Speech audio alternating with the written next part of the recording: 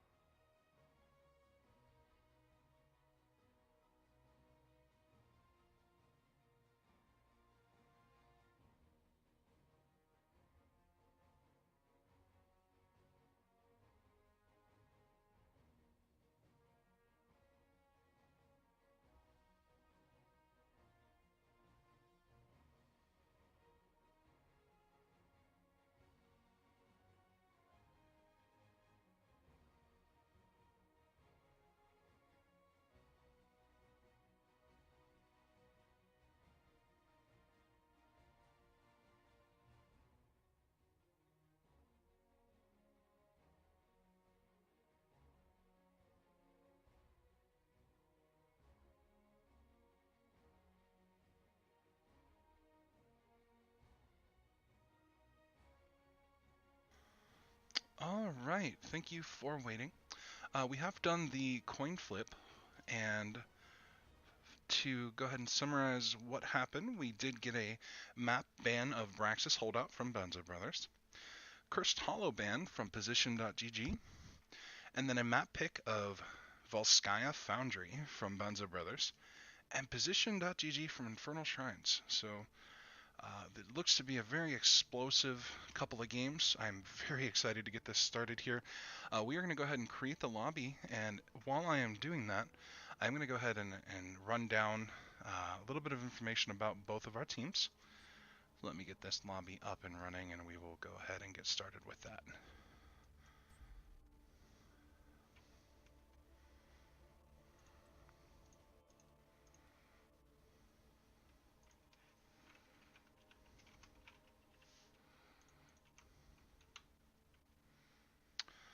All right, so team number 1, Banzo Brothers. Currently, they're sitting at 1 win, 1 draw, and 1 loss.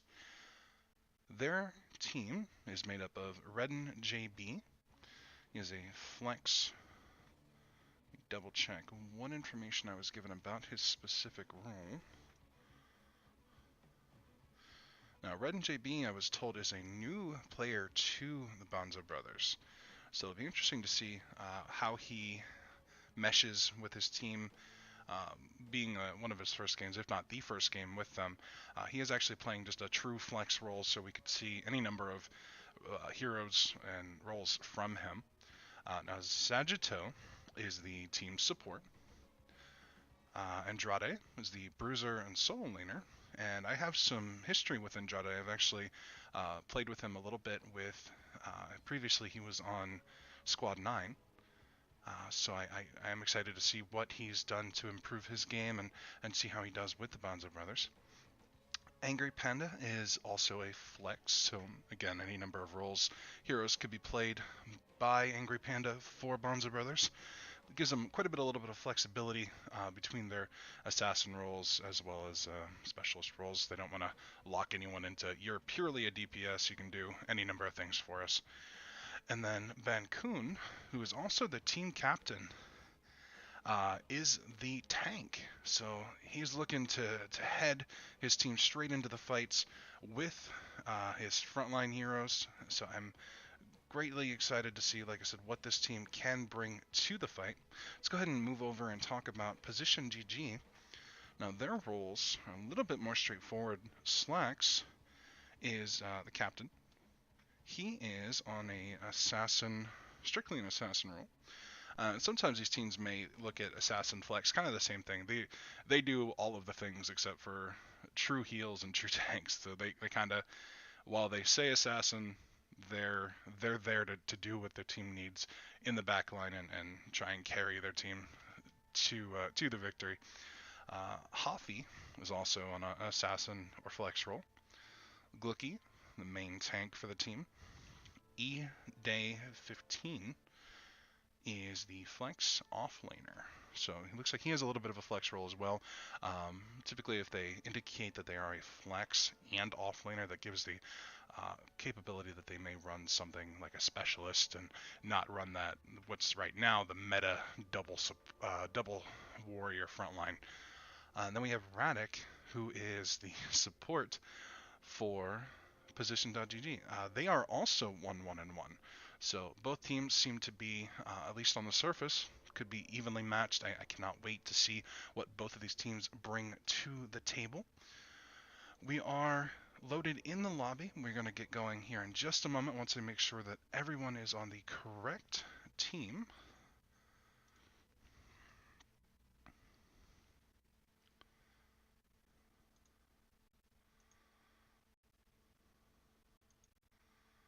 Let's see. I have people who have joined and I don't know who they are. They don't quite match their teams, so let's figure that out real quick.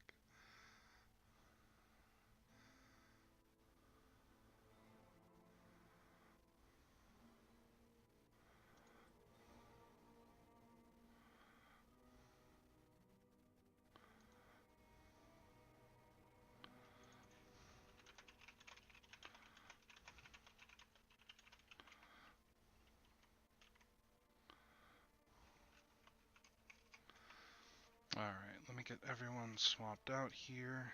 Make sure that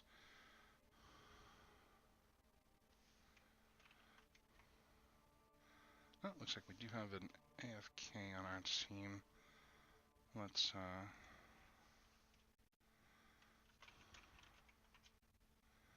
see. Hopefully they get someone in here.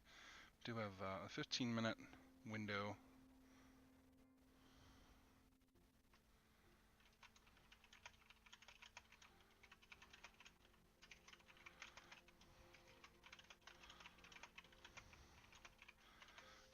show the lobby for you guys here.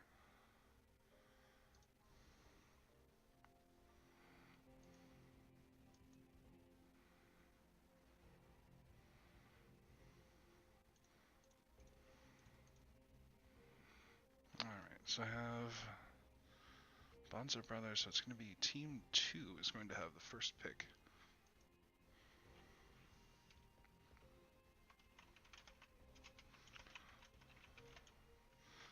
Unfortunately, we cannot draft without everyone in the lobby, so we'll just have a little bit of downtime here. Said I'm not quite familiar. This is a Division D West. I am not familiar with either team. I am very much hoping to do some research on teams as I go and cast more and more.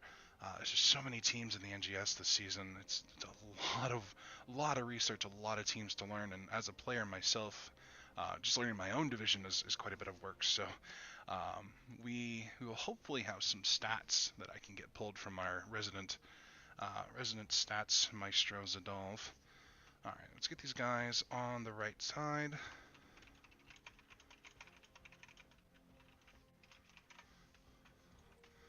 All right, swap with Sagittarius. This makes it easy to do things. And Andrade.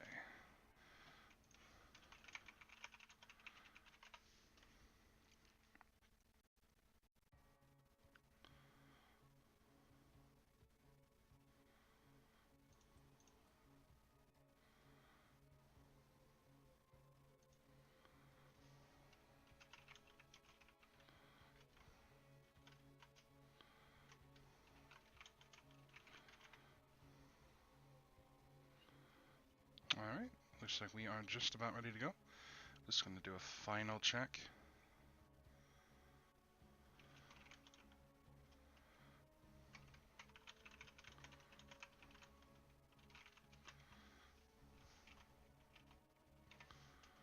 And here we go. Game 1 is on Volskaya Foundry. It does say Volskaya Industries, though. I wonder if that's a bit of a mistake. They just kind of borrowed it from Overwatch, but we'll overlook it. It is Volskaya Foundry for Game 1, chosen by Banzo Brothers. With that position, GG does get the first pick of their hero. So look to see what they look to prioritize here. I imagine with the Volskaya and Infernal Shrines being the go-to, that we're looking for some more explosive dive, blow them up, get them out quickly. But, not everyone plays the same way. I do know that is the tendency on these kinds of maps, so I'll be excited to see maybe we get a Maiev if it doesn't get banned out, or some kind of wombo. But I imagine we might see, with the trend that's been going, the Phoenix Maiev ban, and we'll just kind of play with the rest of the roster. We will see what position GG opts to do. They are taking their full time to get this checked out. Go ahead and move our... Oh, there we go. So we have a Malfurion ban from the side of position 1 GG. That is interesting. With the supports being... Major supports being Stukov, Malfurion, I imagine the response ban from Banzo Brothers would actually be to take Stukov out. But... in my eyes, it would be a bit of a mistake to leave Stukov up for the other team. Maybe they're looking to take him first. Maybe they see Malf as a potential counter. Until we see their picks, it's difficult to determine. But Malfurion and Stukov are the top two supports at this point in time. So they removing him is a nice way to say, okay, well, go ahead, ban the Stukov, and we'll play with the rest of the support pool and see what we can do with it.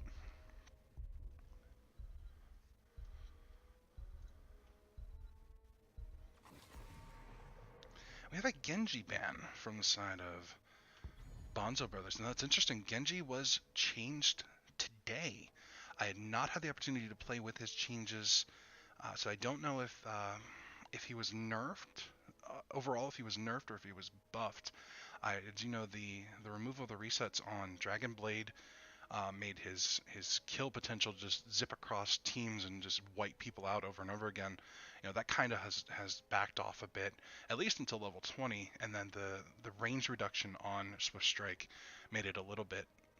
You had to be a little bit closer to actually get those finishes with Swift Strike. So it'll be interesting in the coming weeks to see if he transitions more into a Q type build, poke and then finish. So Strike doesn't have to be talented into. It does its damage regardless. But they don't want to deal with it, so it's now off the map. And Position GG opts for a first pick Alistraza. She is good on the map. It is at the pro level one of her better maps, right behind Infernal Shrines. I don't know that you necessarily have to pick her up that early. This could leave Banzo with quite a few counter options, and of course being able to pick up Stukov. Stukov is an absolute menace right now. Essentially, Stukov seems to win games by himself. The team that takes Stukov tends to win. I'd actually be curious to see what his win rate is in NGS across all levels. But I would imagine to see that from Banzo Brothers now, assuming that their support plays him. If not, that allows Position GG the opportunity to ban him out. Now to pair with the Stukov, or if they opt for an early support, I would like to see maybe their solo laner, or they opt for their tank. So we do get Garrosh and Stukov, a couple of fantastic, again, Stukov is Stukov, there's not much more to say about him, he is extraordinarily powerful. And then Garrosh is, of course, one of the top tanks at this point in time, with his ability to just range disrupt, taunt, AoE taunt, just getting in and being an absolute menace, as well as all of the armor that he gets the lower he gets. So he gets stronger in regards to his effective HP as he loses HP.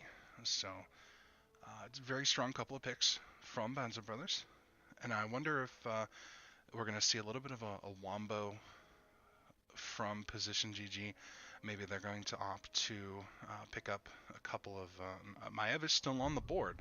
So to pair with Alistraza, Maiev would be fantastic. We do get a Kael'thas and a Blaze. So I'm seeing in this draft we have no priority on Phoenix or Maiev at all. That's interesting to me. We'll have to see if maybe they get banned out in the second phase. Kael'thas does offer great point control. Anybody who's standing on the point is subject to eating a ton of flames from the flame strike, and then the occasional poke from the living flame. And then Blaze, he's just all-around fantastic solo laner. Clears lanes, he takes camps at level 70, solos camps quite easily, and his ability to just be a menace in the front line in team fights is a fantastic option. Now they could opt solo tank with him. You don't see that a lot, but it is there as an option depending on where they want to go. Bunker had a little bit of a what could be seen as a nerf with his change in how you have to click on the bunker.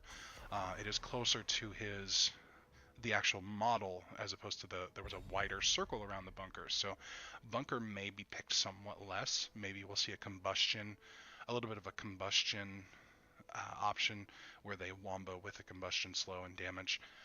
Out of the side of Banzo Brothers, we do see an ETC ban. ETC is very strong. All around, he's always been just a good tank with his ability to just throw out a mosh and stop people from forcing them to dance and then forcing them to take a ton of damage. With the Kael'thas, ETC runs the risk of having bombs thrown on him, and he has the ability to negate them with a little bit with his E. He times it properly, pops his E. He gets a heal that starts over time as well as the armor. So ETC ban. Oh, I'm sorry. Well, they already have a tank, so that doesn't actually matter. But of course, Position GG does potentially need another main tank. So maybe they weren't scared of any other tanks. They just opted to get rid of the cow. And then Position GG does ban Gina. They do already have a mage, so they don't necessarily need him or need her to do much work for them. And the other team, Banzo Brothers could very well make use of a mage. Gina is exceptionally strong right now. Just drops her full combo. She has shotgun Qs at level 7, where so long as they're chilled, you're just going to press Q every 2 seconds, and then even faster once you get Icy Veins. So the insane amount of just DPS that she can drop on a team is exceptionally scary on a position, a point control map like Volskaya. So it's a good ban for them.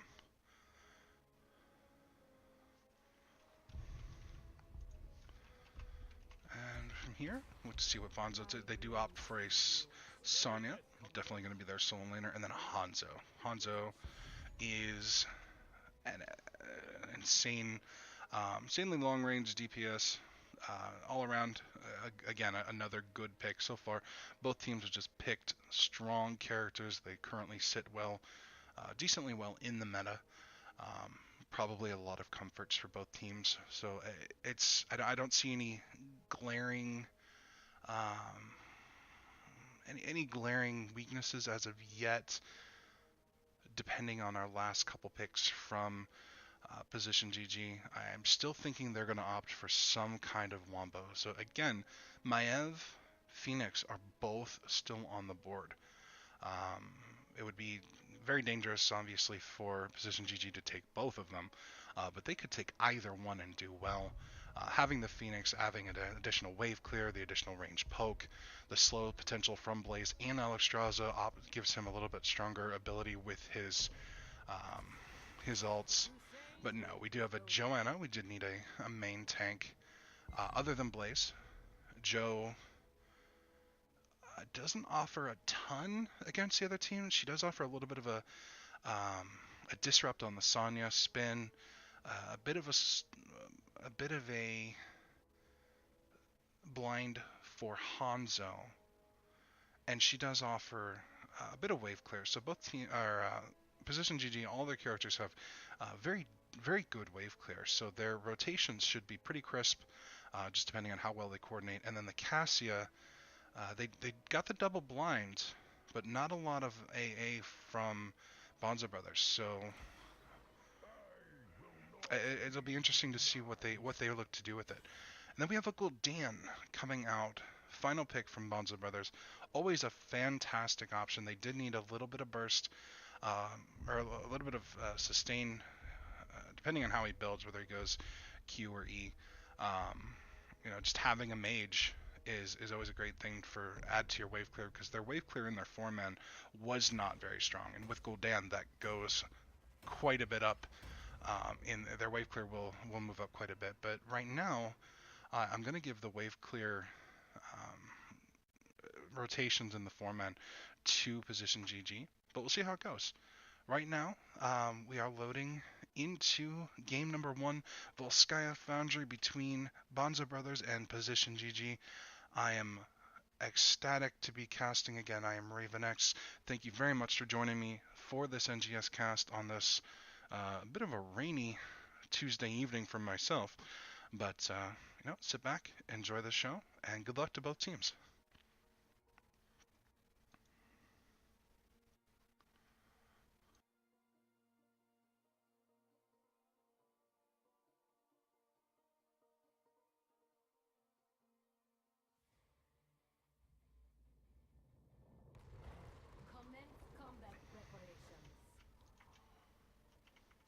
Alright, we'll go ahead and start with the side of Position GG. We have E-Day 15 on the Blaze. We have Slacks on Cassia, Radic on Alexstrasza, Hoffy on the Kael'thas, and Glucky on the Joanna.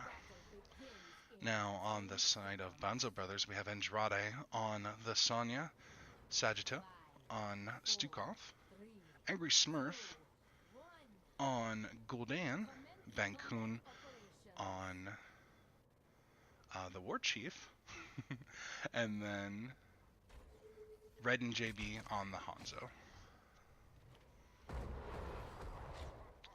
Alright, we're going to get a lot of poking out from the side of Banzo Brothers. Let's take a look at their level 1 talents. We did get Unraveled Strength from Garrosh, Echoed Corruption from Gul'dan, Simple Geometry on Hanzo, Tough as Nails, and Growing Infestation. So generally decent picks. There's not a lot of AA on the side of, I guess it could help in the soul lane a bit against the Blaze. But let's take a look at the other side. We have Laws of Hope, Adrenaline Stimpak, Convection. We'll come back to that in just a moment. Oh no, that is a correct pick. I would see that as the more standard pick. Thunderstroke, going more for the Q build, and Live and Let Live from Alex Straza. She is actually going for Q. That is definitely interesting. We'll see how that works out for them. W tends to be a much better option for point control, just so people can back up, heal up for that large amount, as well as her own heals. But she will have a lot of heals in between lanes, because she is essentially the Oprah Winfrey of healers at level 7, where she's just throwing Q after Q after Q and keeping her team sustained. So right now, seeing a little bit of I'm not sure if this is intended. We have a support Radek top alone. I'm not sure if they're not getting their rotations down quite as well as they should be, or if maybe this is intentional. But Banzo Brothers do have a very nice rotation. They are clearing lanes. They are ever so slightly behind in experience, but not a significant amount. Let's take a look at what's going on bottom here. Ide is looking to be actually manhandling Andrade right now with the Sonya. Andrade is looking to try and get in on Ide, but Ide just does not care about Sonya at this point. Andrade is getting very low with only block and not taking war paint. The sustain in lane is going to be very, very difficult to actually win that 1v1. May actually lose the 1v1 just because of the lack of self-sustain and the wave clear. So Position GG is going to go ahead and get their fortification camp, and we're not opting to see that from the side of Banzo Brothers. However, they are going to go ahead and slowly work on their siege camp.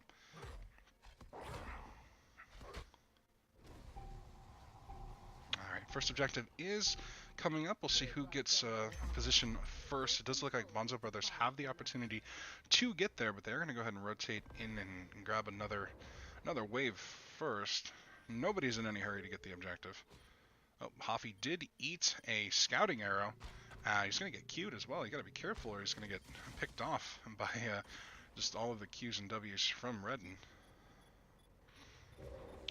Now we do see Banzo Brothers are now finally taking their turret. It is going to cost them a little bit on the objective, but Redden's going to go ahead and poke as well as he can. Now we did go Simple Geometry. I'm not sure that is the best option on this map, just because there's not a lot of corridors. You don't see a lot of areas where he can really poke and get good value out of it. I would have much rather seen a Q build out of him with the Joanna and Cassie on the other side. But we'll see how it works out.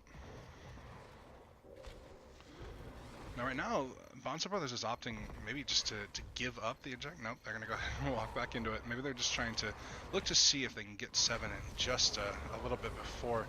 But the dragon is popped, and Flame Strike just does a ton of damage. However, Hoffy does get thrown in. He is healed up by Radek, but ends up actually going down. Now they did trade a... Oh wow, they did trade a Garrosh for that kill, and it worked out well in Position GG's favor. They did get the objective. It was a pretty one-sided.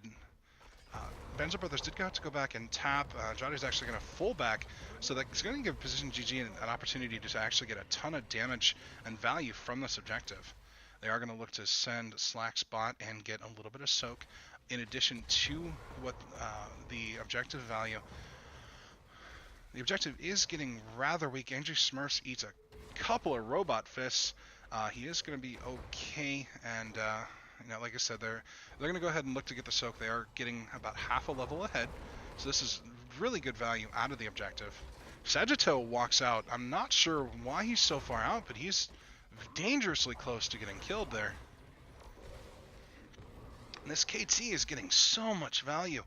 Looking at him, he's got almost, well, not a ton of damage, but looking at his numbers, you wouldn't seem like it's very much. But as you look at the health bars of the other team, he's landing quite a few of them.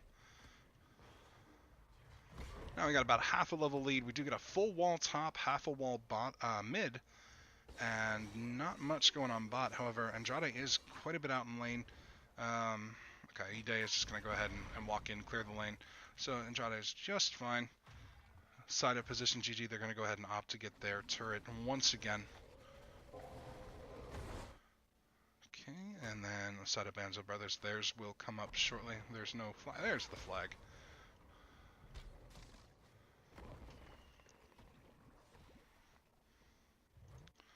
Alright, now it'll be interesting to see what happens in this bottom lane. With Blaze rotating out, Sonya will have the opportunity to go ahead and make up. They are actually looking, maybe they're going to look to make use of their level 10. Level 10 is picked up on the side of position GG. First, we do get a Blessed Shield out of Joanna, a Bunker from Blaze, Phoenix from Kael'thas, Lightning Ball from Cassia, and then Cleansing Flame from Alexstrasza. So very standard. But Banzo Brothers is playing it very safe and not walking out too far in lane.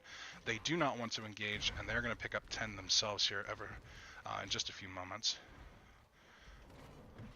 Position GG going to go ahead and pick up the support camp, make use of their level 10 at the very least to secure that objective before the actual map objective comes up.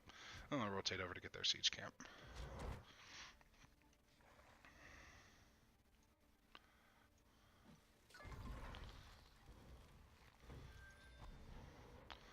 Both teams just kind of trying to own their side of the map and see what kind of plays that can be made. There's not a whole lot to be done.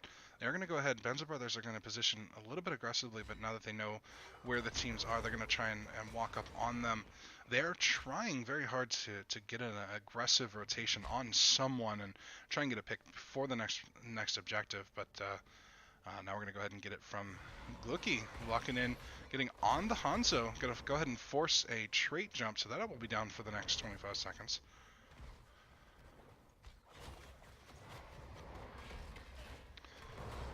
Position GG, go ahead and clear the camp. Their own camp is actually about to go down here. It is a 4v4 top, so again, Kael'thas getting a ton of flame strike value. Let's take a look at the talents here. Once again, he is 8 stacks of convection.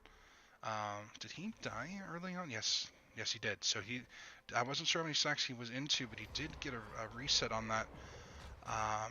Not sure what the thinking was behind convection. He did go ahead and go burn flesh. Convection isn't taking too much nowadays just because it's a lot safer to take Mana Addict. Take a look at our other level 7s real quick. We have Impale from Cassia. Life Blossom, so Alexstrasza did go ahead and continue with that full build. Burn Flesh, of course, from KT. Incinerator Gauntlets, and Zealous Glare. Again, following with those blinds. We do have a fight on the objective here. Arrow goes out. We do have Silence Pulse standing under the sides of position GG. Alexstrasza does go up, and they do get a Garage to start. All the ults coming out. Nice disengage from Sagittale, however, it does look like he is going to go ahead and get taken out for his trouble. So there's 2 down for the side of Banzo Brothers, and position GG is going to go ahead and continue to just chase them off the point as they get full control. Dragon is going to go ahead and keep chasing as well.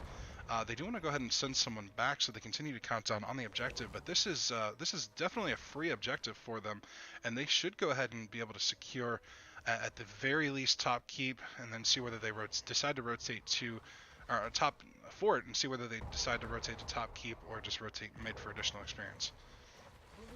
Now they do have, with those 2 kills, they did secure level 13, so they are up talents. Sonya is just now getting back to the fight. There goes the fight. They are opting for the more, a little bit of the safer route. They're going to go ahead and come down and take the mid fort instead. Just continue to secure more and more of an experience lead.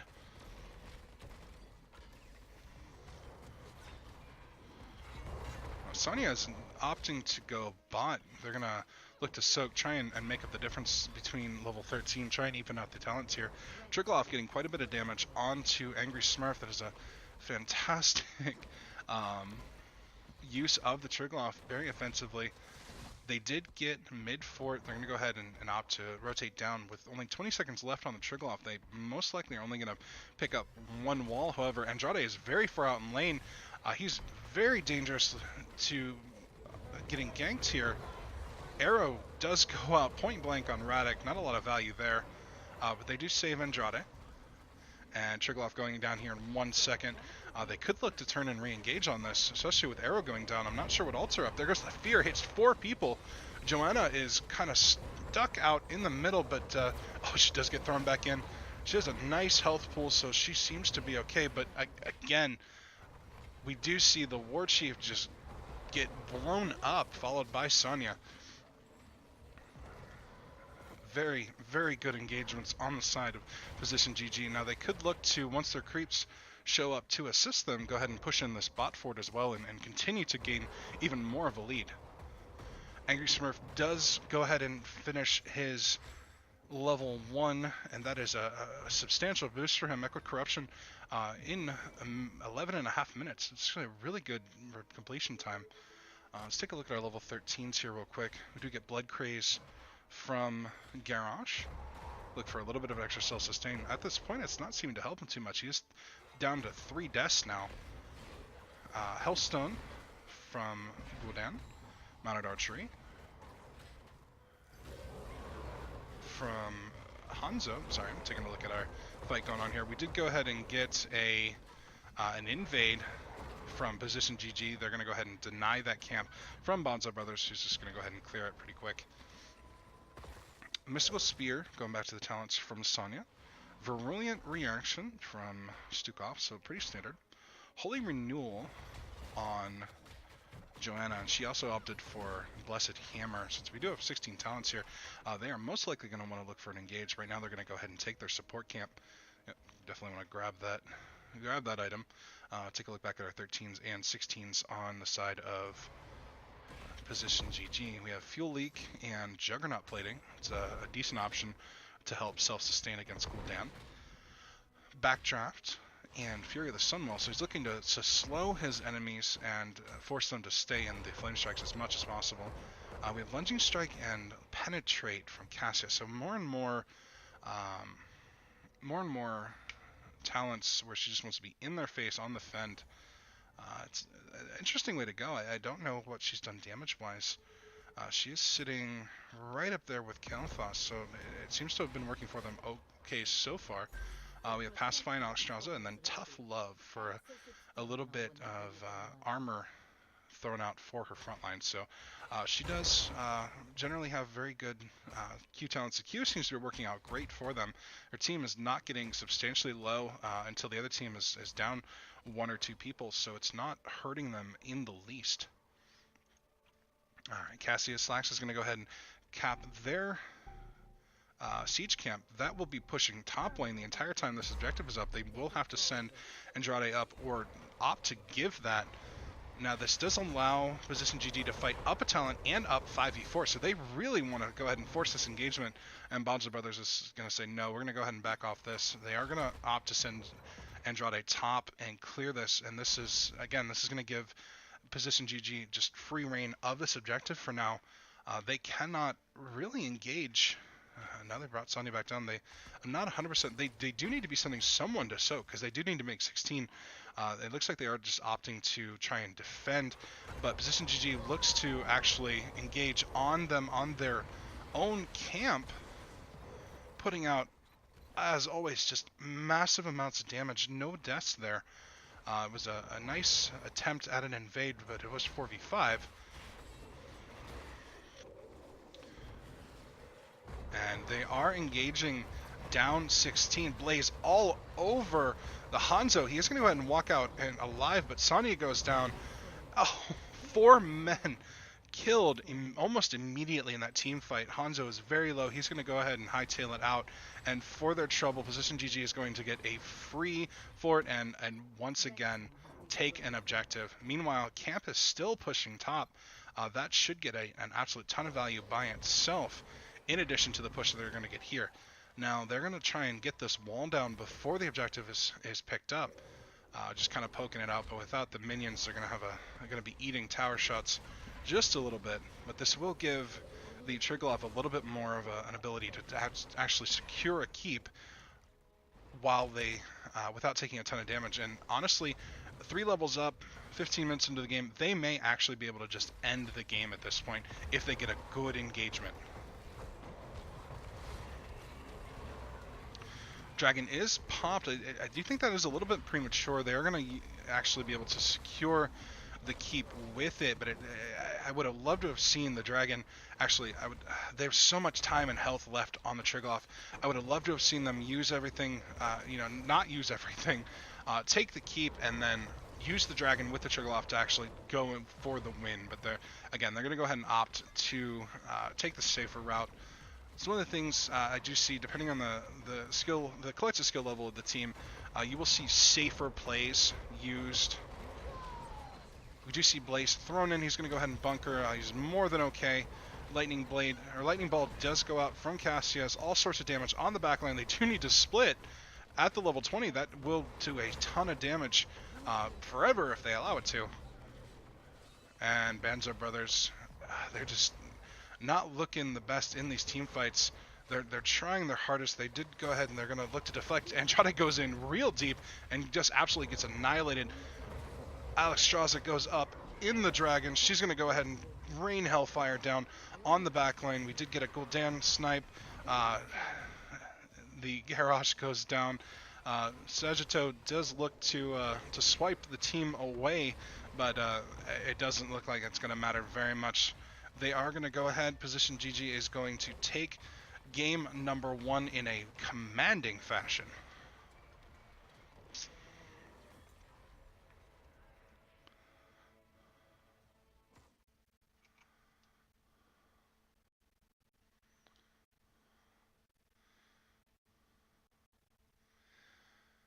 Alright, so game number 1 is in the books. We'll go ahead and take a look at our match summary here. Looking at the stats here in just a moment, let me go ahead and update our score.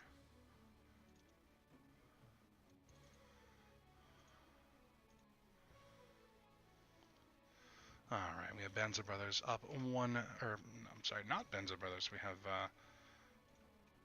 Position GG up 1-0.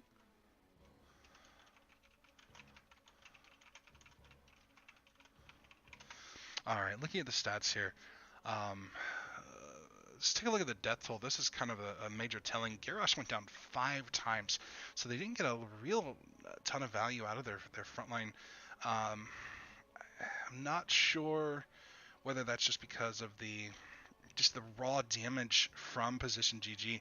Looking at the damage stats, we have Kael'thas, Cassia both putting on a ton of damage. Kael'thas really just wrecked with his flame strikes, and then they secured plenty of kills between the two of them.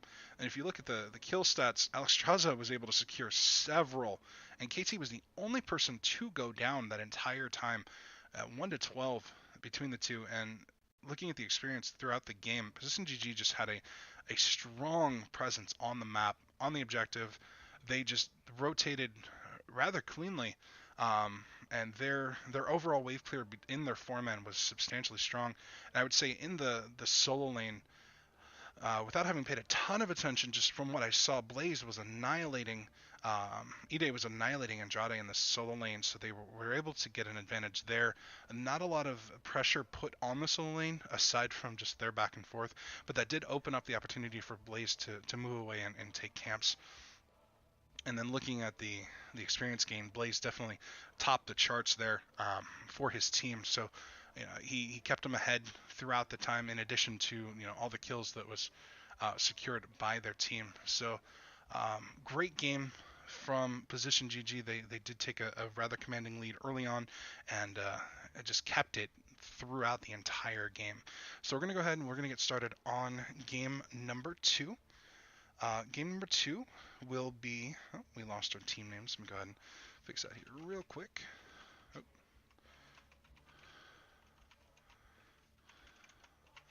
happens the first time I update the score. Alright, so game number 2 is going to be on Infernal Shrines, and this is the most played map in NGS. It's my team's favorite. We love the map. It's just overall it's a great map to teach how to team fight, how to control a point, just similarly to Volskaya.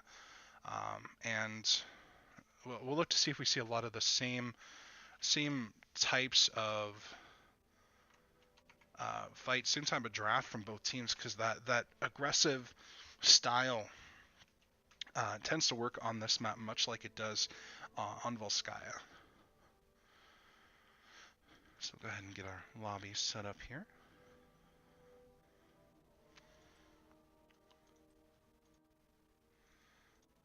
Get rid of our chat. There it is.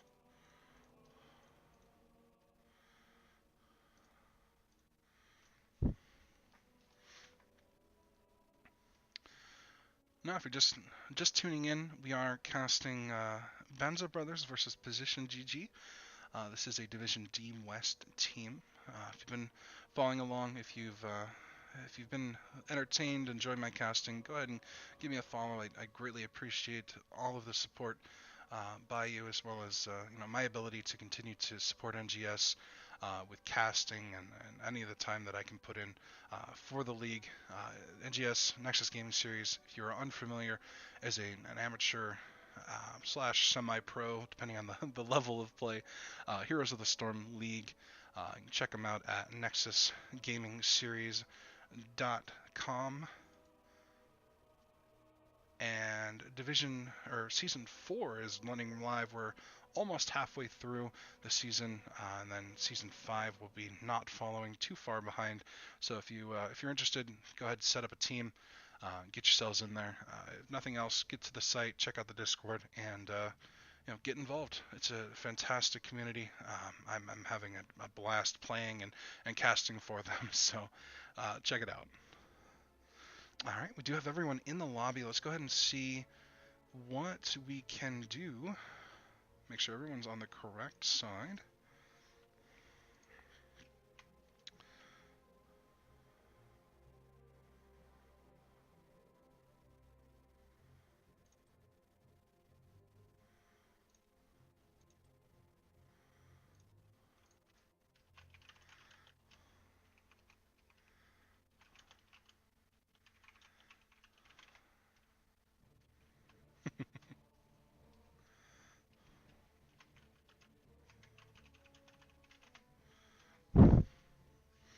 Alright, so game 2, like I said, Infernal Shrines. Banzo Brothers, they did unfortunately suffer a loss game 1, but they will they will go ahead and get first hero pick. Maybe we'll see a little bit of a different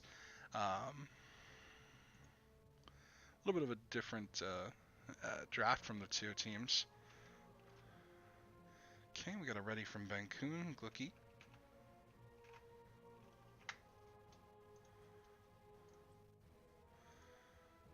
I got him over just in time. So, as we do get from our announcer, we are on Infernal Shrines. Like I said, the NGS favorite map.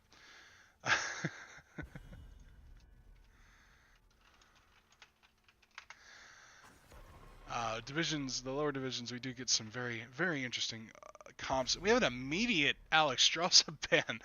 The respect for that Alex Strauza is immense coming out of the sides of Banzo Brothers. Position GG follows up by a mouth ban. They're going to stick to their guns there. That Alex ban. Oh, wow. All right. I will say it is arguably her best map. So between what they saw from Position GG and on top of that, assuming that they're aware of that, there's nothing wrong with the ban at all.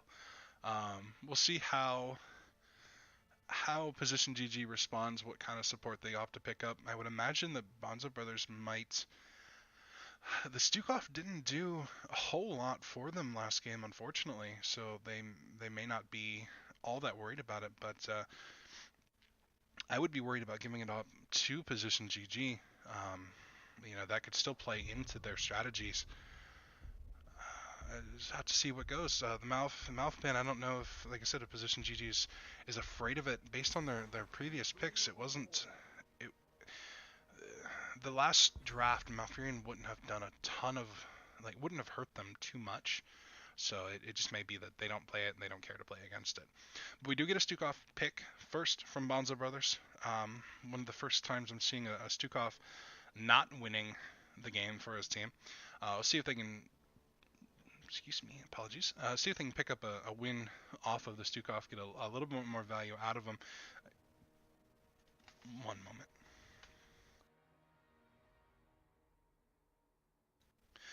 I'm trying to think. I did not see the healing numbers from Stukov versus Alexstrasza, so I do apologize if anyone caught that. Go ahead and throw it in chat for me. I imagine Alex got a ton of mid-fight value, and even during the fight, there was a lot of backing up and being able to heal her team up, grabbing those flowers and just throwing Q after Q after Q. And Position GG is going to go all out. They're going to throw their guns out with the Kael'thas and the Hanzo immediately. So that is going to give Banzo Brothers a little bit of an idea of what Position GG is going for. I don't know.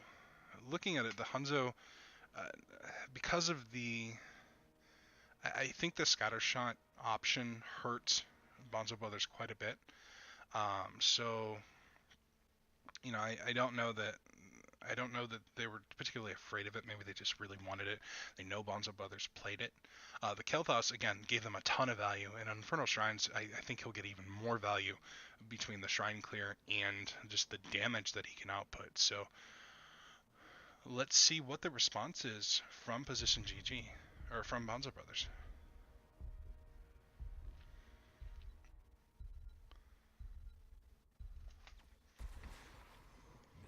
The response is a Diablo Greymane. So they're looking to be very aggressive this game. Potential for Wombo, potential for just grab something, silence it, and then end its life with the Greymane. So it may be a very different game depending on, we have what looks like we're going to stand back and throw things at you and try and blow you up off on the side of Position GG. And then on the side of Banzo Brothers, we want to be in your face and we want to kill you quickly.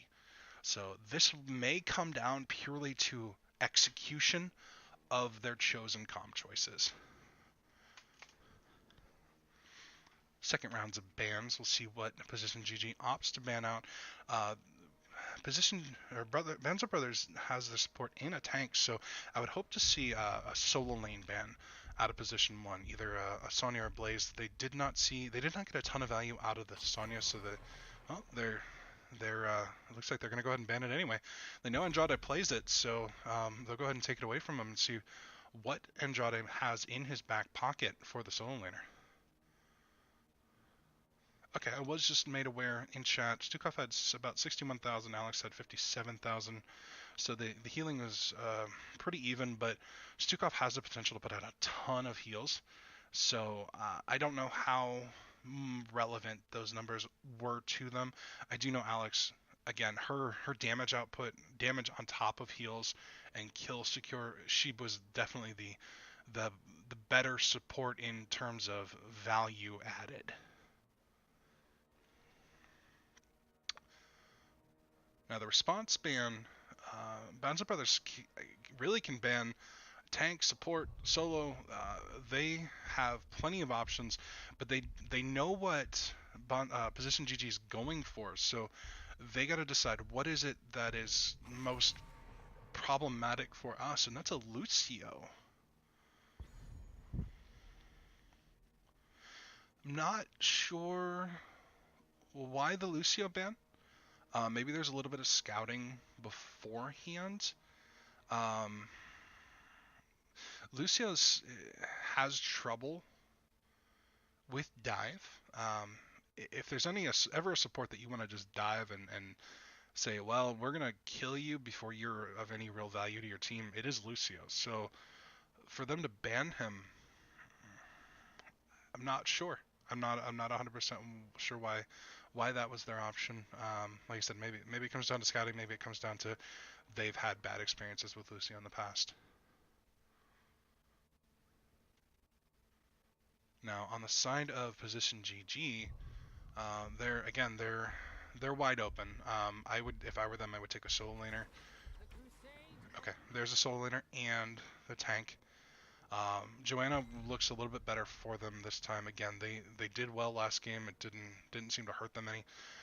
So the Joe um, is a good option against Greymane. Doesn't do a whole lot to stuke off Diablo. Um, but they do have a beefy front line for their squishy back line. So now it just comes down to their support options. And I'm curious to see as to what Andrade can pull for the solo and what they opt for their other DPS. They do need some kind of a range, some kind of a sustained option, possibly a mage to pair with the Greymane. Anything's on the board right now. I'm trying to think of what would go well with the Greymane. Jaina is still on the board. That would be a fantastic pick, especially on shrines. You know, you get in that enclosed space, try and dump as much damage as possible, but she may have difficulty getting onto the backline of position GG.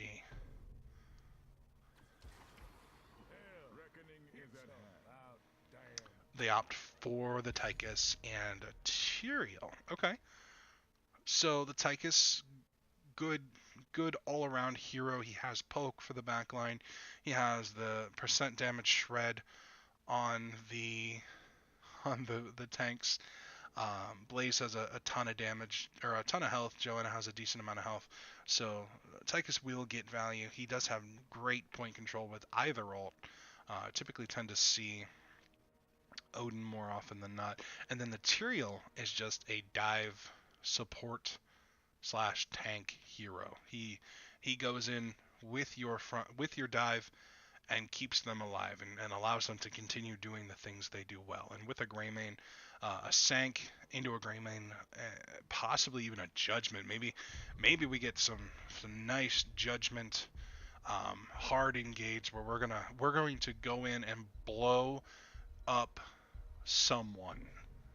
And I'll be curious to see who that someone is if they opt that option.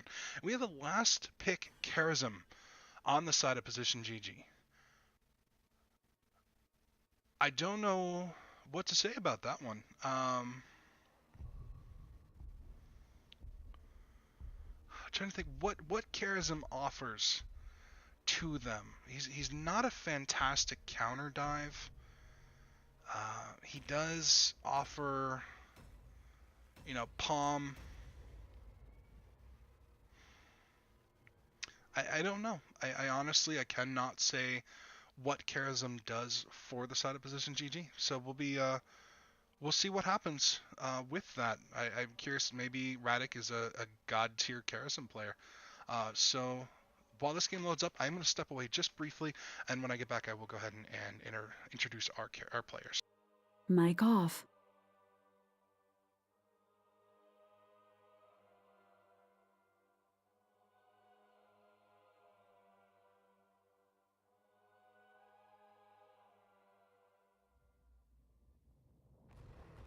Prepare yourselves for battle, heroes.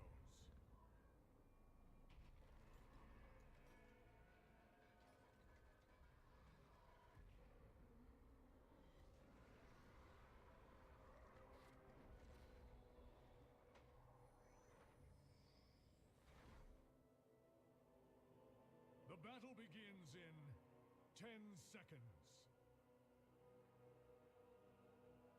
5, Mic on. 4, 3. Apologies for my headset. I did not know that it played through my speakers, so apologies for all of my headphone viewers. We'll go ahead and introduce the side of position GG. We have Glooky on Joanna. We have a bit of B-stepping from Hoppy. We're going to go ahead and introduce them a little bit later. They are going at it. I don't know if there's a little bit of a rivalry or if game one just position GG just wants to set them off. But we do have a grab on Glooky. He is actually dangerously low. He does eat a ton of damage Hoffy is going to go ahead and not back up that beast step at all. But top we have Andrade in the solo lane. That's an interesting option. Yeah, I would have definitely have expected Tyrael in the solo, but yeah, we'll see the Greymane. Let's see if that works out for them. I think that he's an okay option, but it could be much better options for them. So let's go ahead and real quick, while we're fighting here, we have Hafi on Kael'thas, Slacks on the Hanzo, Erratic on Karazm, again Glucky on Joanna, and Ide on Blaze. Blaze is fighting against Ide is fighting against Andrade up here. It looks like he's doing okay. He's going to be able to poke Andrade quite a bit. But Andrade is, of course, on the Greymane, Angry Smurf on the Tychus, Sagittarius on the Stukov, Bancoon on the Diablo, and Red and JB on the Tyrael. We have a Tyrael versus Karazm in the solo lane bot. So these matchups are out there, to say the least. We'll see what happens. The experience lead is a little bit in the favor of Banzo Brothers. But I don't know. We'll see where this goes. This map has matches the drafts on the side of Banzo Brothers. To me, it makes a ton of sense. On the side of Position GG, I don't know. I don't know. I don't know if it's experimental. I don't know if they got choked out of supports, or maybe they have something in mind that I'm not seeing.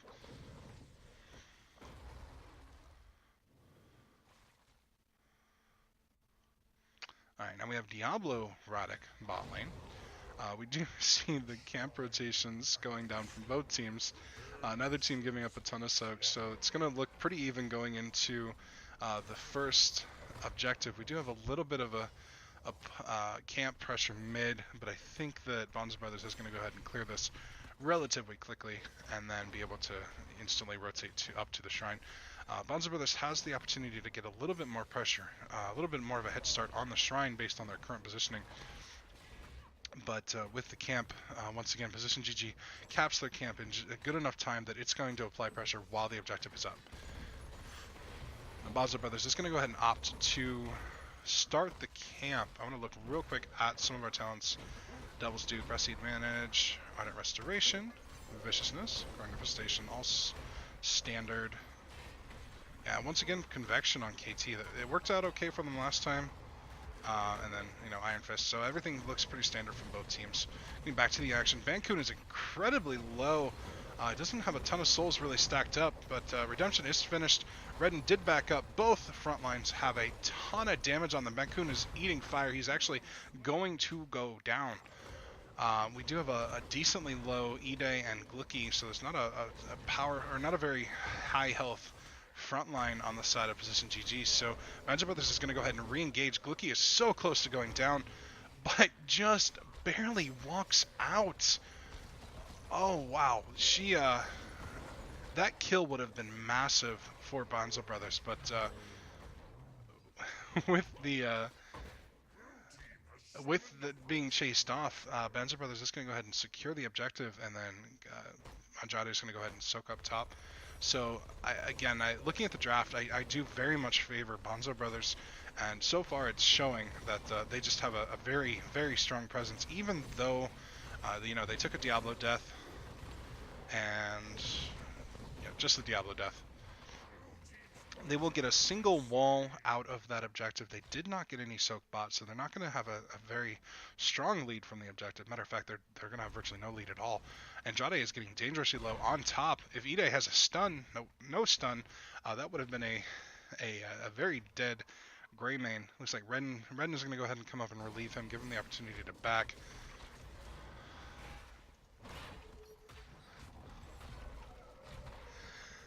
And then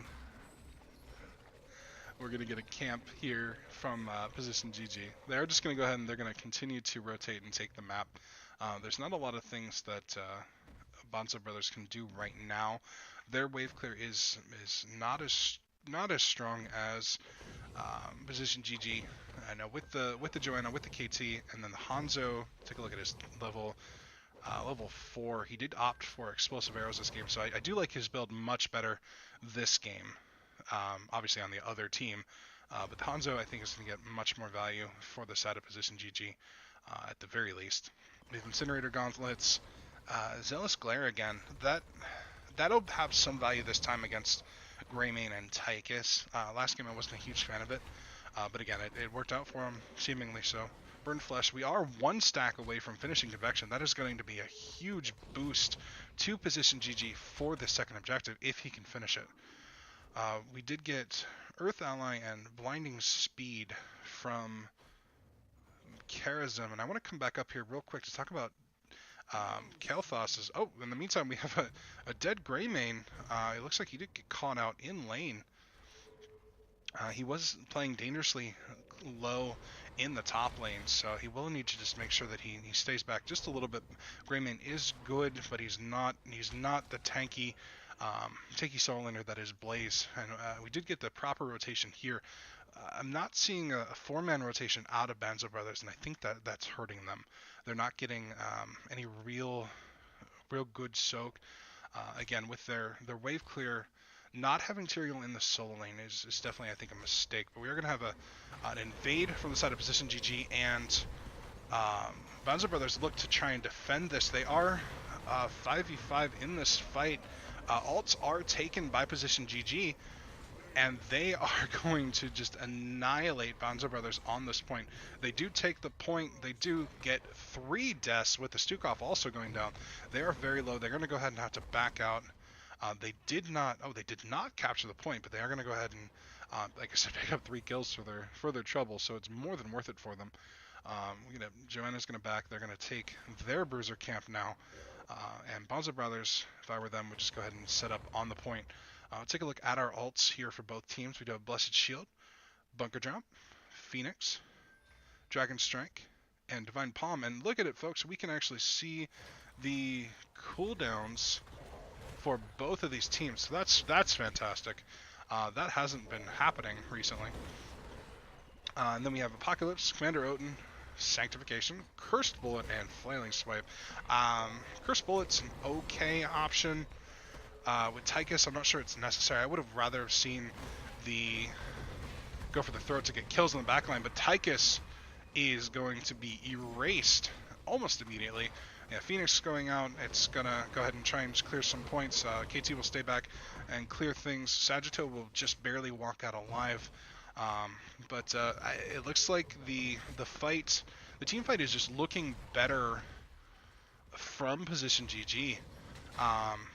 Despite what I would see as their kind of like the weaknesses of their comp is not showing, because right now we have 1 kill inside of Banzo versus 6 to position GG, and they are not gonna push with this. It looks like we're gonna go ahead and send KT out to soak and Blaze. They are in the same lane, so they do want to go ahead and, if they're gonna do that, split them off into different lanes. Maybe send KT top, get a little bit of pressure.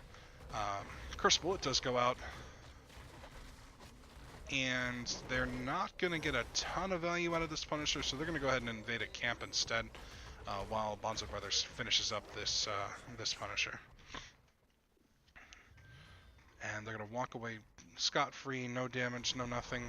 Banzo Brothers is going to struggle really to catch up at this point. They have to look to be aggressive. I don't know that they're using their comp to its fullest capability. Let's take a look at the Karazim. Like I said, I questioned it, but we'll see what he's doing for his team. He is doing an okay amount of damage, more than Joanna at this point. We do have a little bit of an invade. A ton of damage coming out from KT. The Dragon Strike, and apparently Dragon Strike did not connect with me. I didn't even realize that was what he took. I think it did decent with that first fight where it was used, but I'm not 100% sure why Dragon Strike at all. Dragon Strike is definitely the less picked option. It's just very hard to combo with anything because of the wind-up time. It's just so large. And Dragon Strike the Dragon's Arrow has a lot more value to be gained in a shorter amount of time. Sets up for some wonderful wombos. They don't have a ton of wombo on their team, but it still sets up for the ability for Kael'thas to land damage on a couple more people while they're sitting stunned. So Banzo Brothers is looking to be aggressive. They do go in on Hafi. He does get quite low, but because of that, they're actually going to get collapsed on a little bit of a 4v4. Radic not quite showing up to the show just yet. So they were without their support during that fight. That could have been a very large, good pickup for Banzo Brothers, but they're going to go ahead and make up the experience, get on the even talent tiers at the very least, and Physician GG is going to go ahead and try and look to pressure bot lane at this point. With the objective mid, it's kind of difficult to push mid with no forts really down as of yet. So they'll go ahead and opt to take bot, they'll get the healing well, they'll get the fort, maybe open that up for a little bit of a later push with the bot camp as well as maybe another Punisher late game.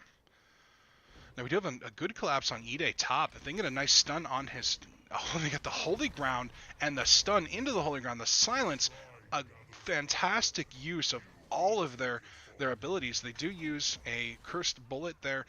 That is a short cooldown, so that won't be down for very long. That was a very nice gank on their part. However, they may be overstaying just a little bit here. They're going to pop Odin and actually look to just keep pressuring this top fort. They got KT very low. That is a very nice palm. We do see just a ton of aggression. This is what I was hoping for. They actually are making good use of their team comp and actually being very aggressive, just taking people out one by one, and they're making up. They're only a level behind in experience, and that little bit of KT value there. They're going to go ahead and grab this, deny this camp from Position GG. They did again eat KT shots. A little bit of a questionable Cursed Bullet, but probably not gonna hurt them too much. They are without ults.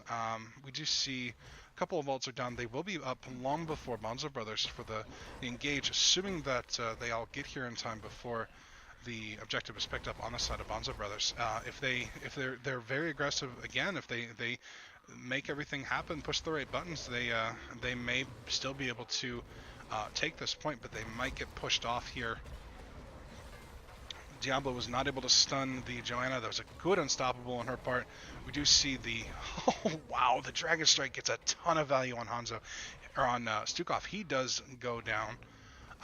Tychus is dangerously low. They're all very low. They're going to go ahead and have to back out. And with that kill, I think that Position GG has actually just secured themselves this objective. Banzo Brothers did a fantastic job of actually holding that point, doing what they could, but I think they may have overstayed just a little bit without their ults. They not necessarily would have had time to wait for them to be back up, because obviously Position GG had them, but maybe they could have poked a little bit. Difficult to poke with a Grey Mane Tychus, but yeah, Position GG is going to go ahead and take the objective. They get 2-man stun on Redden and Bancoon. They're going to looks like Position GG is going to look to be very aggressive with this Punisher. It is an arcane Punisher, so it does a ton of damage on its own. They take the mid fort, get it to jump over the wall onto the keep, so the Punisher is not going to live for too long. Position GG will get the wall at the very least, and may look for more. Diablo Bankun is very far in, overextended like crazy. He does go down. Do force out 2 ults. That whole fight for Banzo Brothers is very, very aggressive. I think the Diablo forced the other team or the rest of the team to follow them in, and unfortunately blow ults that they would have needed for an actual good engagement. Quite a few ults came out from the side of Position GG, but the major factor is the fact that they just took a keep. So with that keep, Position GG looks in great shape to actually to take the win position with the next Punisher. The next 2 Punishers are going to be in different lanes, so unless they get a team fight, they would have to actually wipe the team or win a pretty substantial team fight. Be a couple of members up before they could actually look to push mid. But with the next objective bot, they do have a keep almost wide open. I would love to see Position GG go to look to pick up this wall and then have it open to take a keep with the next Punisher and maybe even end the game with that. But for now, they're going to rotate out, take up the camps. I'm going to take a look at our talents. We do have Devastating Charge, Domination, Diablo, very standard. Neo Steel Coating and Titan Grenade. Holy Ground and Herodic Reforging. I do not play a ton of Tyrael, so I do apologize. I don't know what is all the greatest meta picks for Tyrael. I definitely need to do some research on him. Since his rework, I've done very little with him. But I'm sure chat. I know someone pointed out that the level 1 wasn't very standard. And let's move on to Greymane. We do have On the Prowl. We have increased move speed as opposed to dive range. So I think that's a little bit of a mistake. They're not getting the option to dive with him because his dive range is not as strong as, say, Diablo and Tyrael with the Q and the charge. Executioner, we have Resilient Reaction and Super Strain. So again, very standard. We're going to get a little bit of an invade by Banzo Brothers there. Unfortunately, they're going in on the Joanna. Joanna has her escape abilities, and their ults are going out by this side of Banzo Brothers, and they're not being largely effective. Matter of fact, they're working against them. They're popping the ults. Position GG is just walking out and then turning around and using their own ults to just end the lives of everyone on the side of Banzo Brothers. So this actually is going to be a 5-man wipe, and Position GG is free to just go end mid.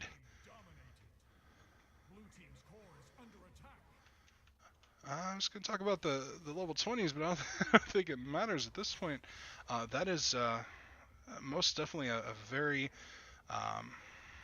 crucial team fight. Position G is easy. It's going to go ahead and just waltz in on the core, end the game, and that will give them a domination. They are now up 2-0 in the series. So great games by Position GG.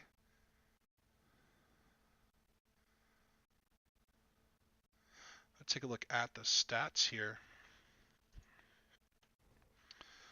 All right, so looking at our stats, take a look at our healing since I missed it last time. Stukov did get quite a bit of value over the Charism, and Charism proved me wrong. You know, looking at his stats, nothing substantial, but you know, he did help his team. He had a few good palms. He just was a presence. So you know, 100% kill participation, almost 100% by the entire team. So it was effective for them. Tyrael had a little bit of shielding again from the Stukov. They did a ton of healing, but it didn't actually really help to keep anyone alive for a substantial amount of time. Hanzo on the side of Position GG, he got a ton of value. He was able to secure the kills that KT was able to. He was able to put out the damage, stand safely behind their backline, and then Hanzo just ended lives for them. I'm gonna go ahead. I'm gonna look to see if we can get a little bit of a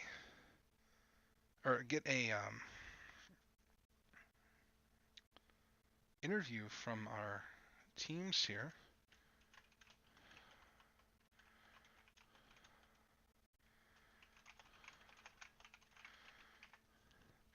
All right, just hang tight just a moment. I'm gonna go ahead and throw our music up here.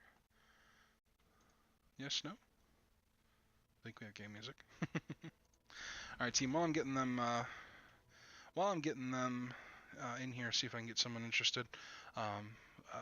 Go ahead and we'll look at this, update the score here.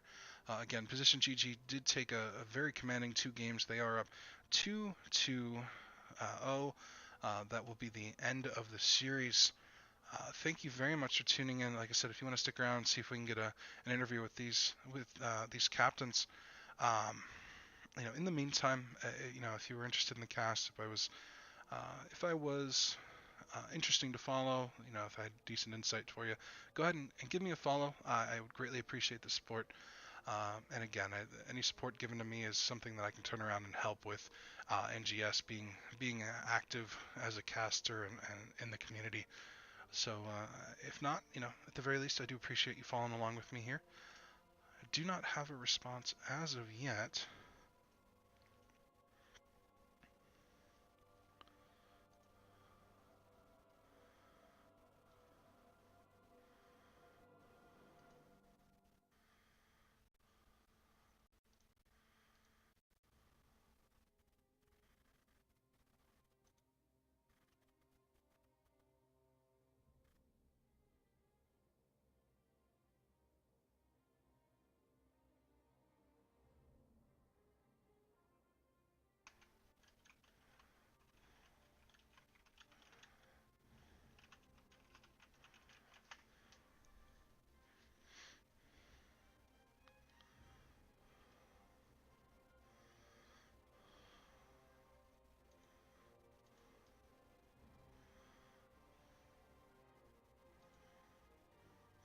All right, looks like I did get a response from Glicky. I'm gonna go ahead and drag him in here, and just hang tight for me just a moment.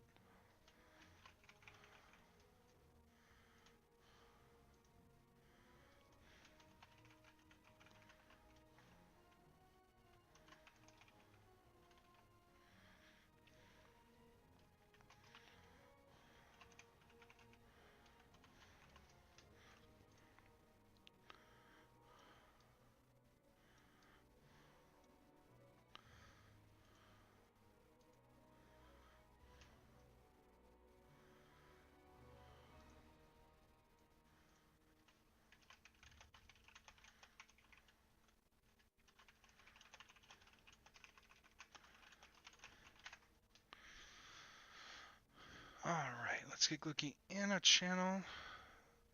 See if I can find him here.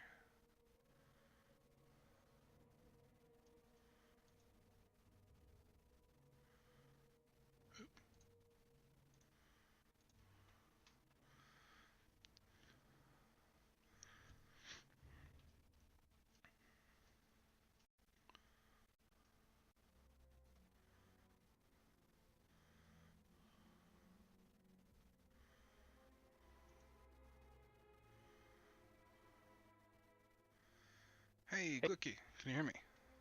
I can. Hey, fantastic 2 games there. Thank you very much, actually. Yeah. Oof. It um, was you, rough. It was a rough one. well, I mean, you guys, you did great. You get the 2-0. I had a couple of questions, of course, but how Sure. did it play out first to you? How did game 1 play out Well, as you expected? it all started actually from like when were doing the pick and bans for the maps. Hmm. Our favorite maps actually, well, actually it's our favorite one. One of our favorites is Volskaya, and I was planning to pick it, so that's why I was kind of dumbfounded when they picked it. I was like, ooh, that works so good for us. So like, it worked well. We had two maps that we favored. Nothing we were like too hesitant on. So Okay, yeah, that's always helpful when when the other team picks your map for you. It's like, oh, okay, well, we'll pick our second favorite map, and we'll look to beat you on both of them. So now, in regards to your draft, game 1 and 2, I believe you banned Malfurion, correct? yeah, we did. Yeah. What's the thinking behind the first ban Malf? First ban Malf was because we knew that they were comfortable on Malfurion, like out of the games they've played already. Malfurion was like one of their highest support picks, Okay, and our support doesn't really like it, so we weren't like we were gonna pick it away from them, but we decided to ban it in the end anyway. okay. That's scouting is definitely useful. If somebody has a main, it can be useful to definitely take that away from them. Um, let's take a look. I'm pulling up the games soon as Hot Slogs loads for me. Game 1. Oh no, I can't actually look at those. That's unfortunate. Let me pull up the drafts in game. Look at our. Oh no, we don't have any match history either. Can I at least look at the replays? All right, Volskaya Foundry. There we go. So, you guys played Joanna Blaze, Kael'thas, Cassia, Alex Straza. So, my questions in the draft: why the Alex Straza first pick? Um, we favor her on maps like Volskaya, so like and again they had played it the week before. So the reason we first picked it is because we know that they might be favoring it, taking Volskaya again, back-to-back games.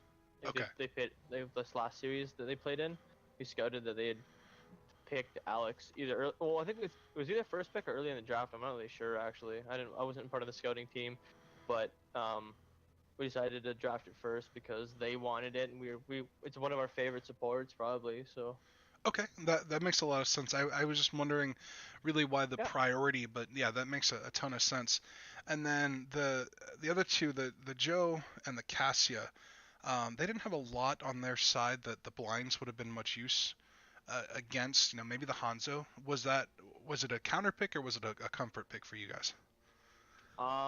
I'd go comfort on the Cassie, and I do play a lot of Johanna, but it was like the just her damage gets amplified with blind anyway.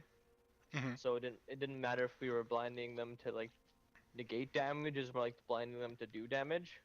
Okay, that makes perfect sense. Mhm. And you guys, you know, I gave it um, to Bank or Banzo game one. I thought they had a stronger draft. I know you guys had in my opinion, they had a stronger rotation in the lanes. What do you think really won you guys the game overall? What was the major deciding factor? That was like so long ago. It was like 45 minutes ago. I can't even remember. I don't. We knew that they would beat it. They knew as soon as they started the 4-1, like the four rotate top and mid. We knew that we had lost it like the second they started doing it, just because there's no way the KT could handle the Gul'dan's like the mana situation. We'd eventually lose that, Hmm. and we didn't want to deal with it, so we just stuck I think it was Cassie we stuck top and just made her soak XP and like not die. It was pretty much not getting caught was our strategy because we knew that they had the Garrosh and then into the flip taunt combo like after 10 or flip into the silence. So we knew that getting caught was gonna be a big problem for us, or if like we got caught, it would be a big problem. So we kind of just played it safe, actually. I guess we just played it like safe and consistent, and uh, it seemed to work out for us. I'm not sure what our turning point was. I don't really remember game one. Well, you guys, for the most part, game one definitely had a rather commanding lead most of the game. Garrosh didn't. You guys destroyed him that entire game, so he didn't get a ton of value for them. A lot of the throws were on Blaze, so they're throwing Blaze into their team, and he's not dying anytime soon. So Yeah. you guys played against him very well. And then game two, I gave you guys, I believed that you had the stronger draft, and honestly, Banzo Brothers looked really good early on. They did fight down level 10s on that second objective, but Yeah, we the were actually pretty scared during that level 10 fight that you're talking about, mhm. because we weren't level 10 yet. We knew we were like 9 and like 7/8, and we just need that sliver of XP, and we weren't getting it. And we were like, we were getting pretty scared that we weren't gonna get it in time, like before they started killing all of us. Because if we lost like one or two before they hit 10, they might have hit 10 before us, or just like made it a 3v5. Even with 10, that wouldn't matter. So we are pretty scared, but it came out. We got 10s. Yeah, you had a nice engage that worked out. I think, if I remember correctly, that worked out really well for you guys. You didn't get the camp, but you did Hmm. get 3 kills, and that was a Yeah, we got 3. Yeah. really major turning point, I think, for you in game two. That Bonzo wasn't quite being as aggressive as they should have been for the comp. You guys had a more, we're going to stand back and do damage, and they weren't able to punish that. So overall, great job. Again, domination, 3 points to you guys. Do you have Thank you. anything you want to say on the stream to your team or to anyone else? Good game.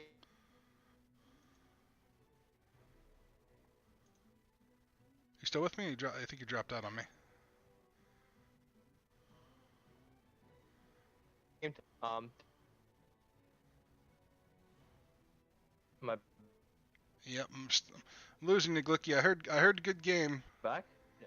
There you are. No. Still not good. Okay. Oh. Um, I think it's good now. there we go. All right, go ahead and try All right. try again. All right, we'll try this again. So, GG to Banzo Brothers. Thank you for the game, and good luck in the future on your next games. Thank you for streaming us, by the way, and casting us. It was amazing. You're very welcome. Thank you very much for the opportunity. And just a shout out from Position One. That's all. All right. Well, Get the name out there. yep. I know that someone, I think it might have been you. Somebody was plugging their Twitter. It was position. So I'm sure they'll get it out there when I talk to them. So again, congratulations on your 2-0. Good luck the rest of your season. All right. Oh, thank you. All right. Bye. All right. We're gonna go ahead and grab Stuart. He's the captain of Banzo Brothers. See what they have to say about how that team or how that match went. Give just a moment.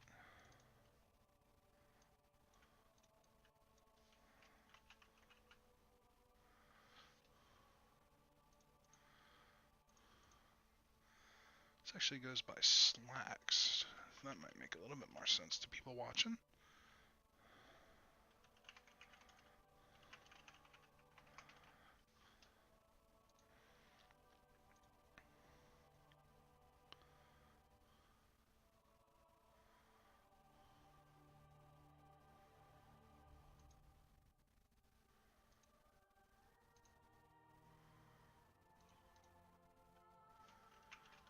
Alright, let's get him in here.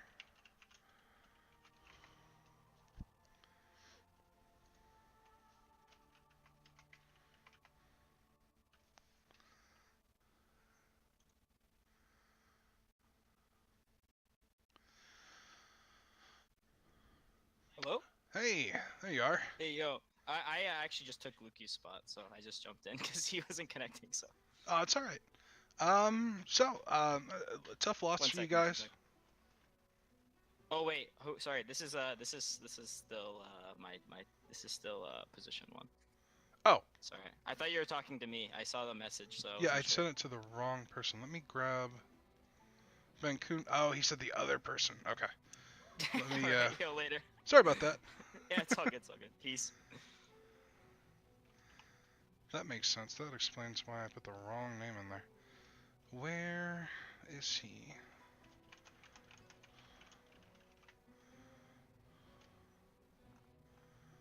So red.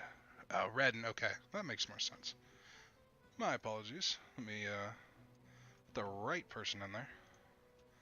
See if I can find him indirectly.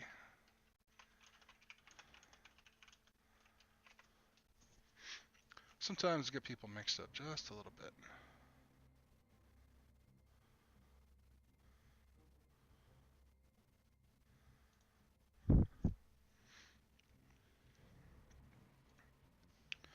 While we're waiting, just gonna go ahead and do a quick recap. Again, we did get a 2-0 domination from position GG over Banzo Brothers. Rather commanding wins for them.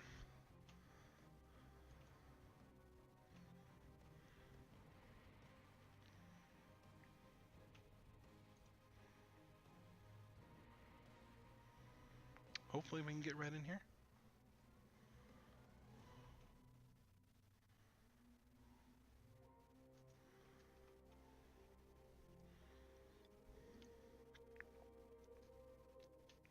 Apologize for the wait.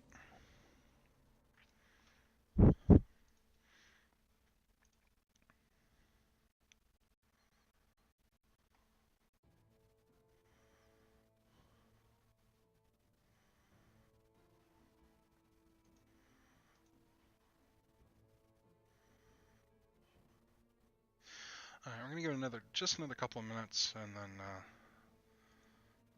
don't want to have you guys stick around for too long.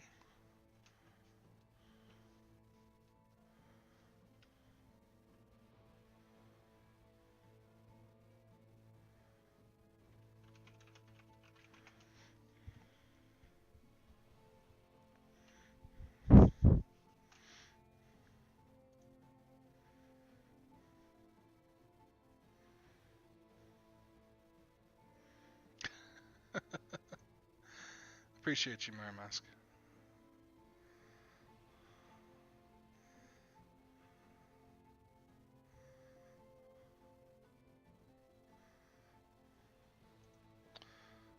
Messaged a couple people on Bonzo Brothers, not getting much of a response.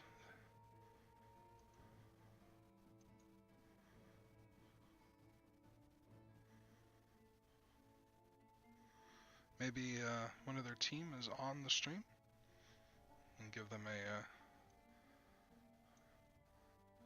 shout. Let them know, hey, we're waiting on you.